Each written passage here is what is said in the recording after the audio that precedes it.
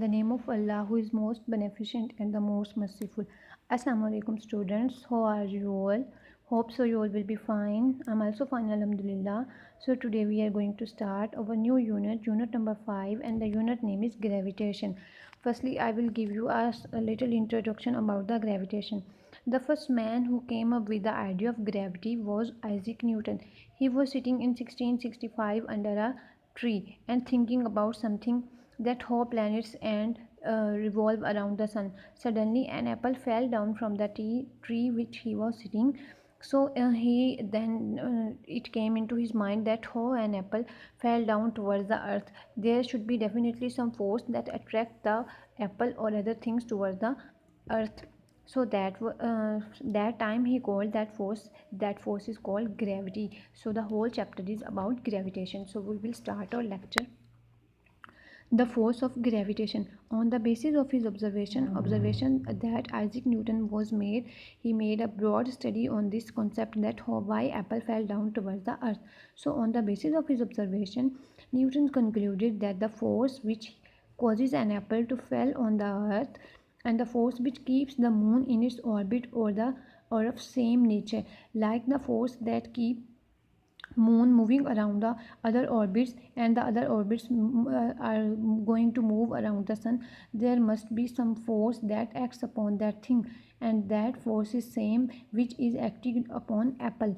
He further concluded that there exists a force due to which every body of the universe attract every other body, like when you are pulling something, like you are flowing or taking a bag full of books. It when you will put it in the earth, it will remain there unless you take it and move it. So that is the force of earth, which by which the things remain stick to earth. Newton called this, and Newton named this force the force of gravitation. The force of earth, gravity mean earth. So we will now discuss the law of gravitation. According to the Newton law of universe gravitation, if we talk about the gravitation in simple word, then we will define it as a body with force. Every object in this universe attract every other object with a force, and that force is directly to the product of their masses, like the mass of the all object which are taking part in this reactions and in this phenomena are directly proportional and inversely proportional to the square of the distance between the centers. So everybody in the universe attract every other body with a force which is directly proportional to the product, like that force will be directly to the product of their masses. Like if the force is double, then the product of their masses will be double, and inversely proportional to the square of the distance between their center. And if the force is double, then the distance will be half time less. So consider two bodies of masses m1 and m2. Now they are giving us a concept by diagrammatic explanation, and they are saying that we have to suppose two object, and the object of one have mass m1 and other object 2 has mass m2. The distance between their center of masses is d. Distance is shown as d, as shown in figure 5.1. First object is named as 1 and other object is named as 2.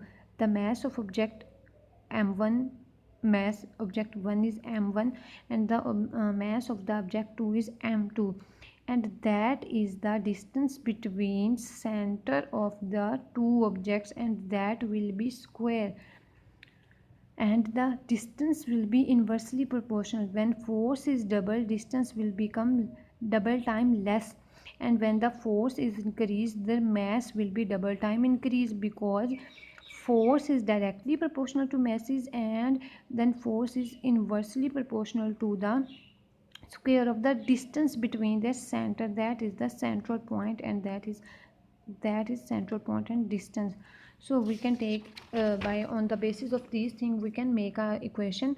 According to the law of gravitation, the gravitation force attraction F, they have called this force denominated by F, which the two masses m1 and m2 separated by a distance d, and each other is given by.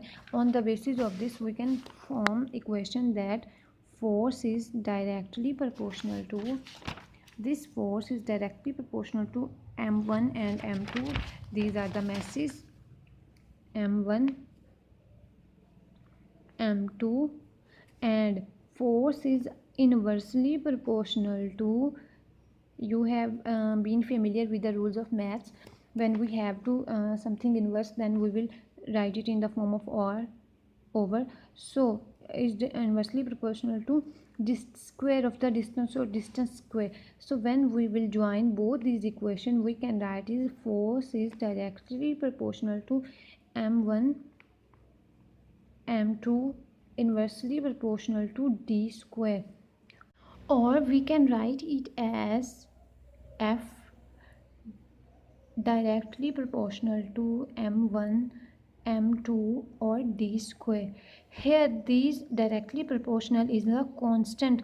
We will use any constant here. So if we are talking about gravity, force of gravitation, then we will put f is equal to, by removing this constant sign, we will put here is equal to, and therefore that constant we will write here gravitation. That is the constant m2 over d square. So on the page reading, here g is the proportionality constant. It is called the universal constant for gravitation. Its value is same in everywhere. Like you are in Pakistan, you are in Canada, you are at every country, its value will be same. In system international units, its value is 6.673 multiplied by 10 raised to power minus 11 Newton meter square kilogram per square. Due to small value of gravitational constant g, the gravitational force of the attraction between objects around us is very small, and we do not feel it because it's too much low or small. Since the mass of the earth is very large, it attracts nearby object with a significant force. We can definitely feel that force. The weight of an object on earth is the result of the gravitational force of attraction between the earth and the object. Like if you have to measure the mass or weight of the object, then it will be result, or it will be product of the gravitational force of attraction, the force that earth is attracting on the objects and the things. So that was our lecture for today. Take care of yourself. Allah Hafiz.